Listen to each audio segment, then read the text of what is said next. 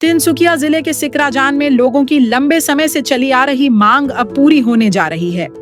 यहाँ प्राथमिक स्वास्थ्य केंद्र की आधारशिला रखी गई है, जिसका उद्घाटन स्वास्थ्य एवं परिवार कल्याण मंत्री अशोक सिंघल ने किया। करीब 2 करोड़ 30 लाख रुपए की लागत से बनने वाला यह स्वास्थ्य केंद्र इलाज, जांच और प्राथमिक सुविधाओं के लिए इलाके के लोगों के लिए बड़ी सौगात होगा।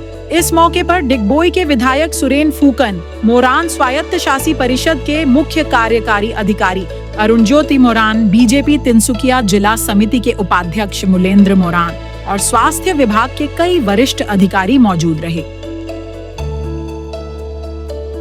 নতুনকৈ অন্তৰ্ভুক্ত হৈছে বুঢ়ীদিহিং মৌজা আৰু বুঢ়ীদিহিং মৌজাৰ কাৰণে আজি দুটি ঐতিহাসিক এটা দিন হিচাপে পৰিগণিত হ'ব, যেহেতু এই অঞ্চললৈ 2 কোটি 42 লাখ টকাৰে আজি আমি চিকৰাজান অঞ্চলত এটি উপস্বাস্থ্য কেন্দ্ৰ আধাৰশিলা কৰিলে আমাৰ মাননীয় মন্ত্ৰী অশোক সিংঘাল ডাঙৰীয়াই। আৰু পৰৱৰ্তী সময়ত আমি কৈলাশপুৰ গাঁও পঞ্চায়তৰ অন্তৰ্গত আমি লিটং গাঁৱত আমি নিৰ্মাণ কৰা হ'ব। আৰু আশা ৰাখিছোঁ যিসকল ৰোগীয়ে বিভিন্ন সময়ত বিভিন্ন ৰোগ তেওঁলোকে দেখাবৰ কাৰণে ডিব্ৰুগড় গুৱাহাটীলৈ যাবলগীয়া হৈছিল বা তিনিচুকীয়ালৈ যাবলগীয়া হৈছিলে। ইয়াৰ পৰা যথেষ্ট দূৰ হৈ প্ৰায় 100 কিলোমিটাৰমান হ'ব, কিন্তু তেওঁলোকে একেবাৰে তেনেই ওচৰতে 1 কিলো 1.5 কিলোমিটাৰ ওচৰতে যিখিনি পাব খুব সুবিধা হ'ব।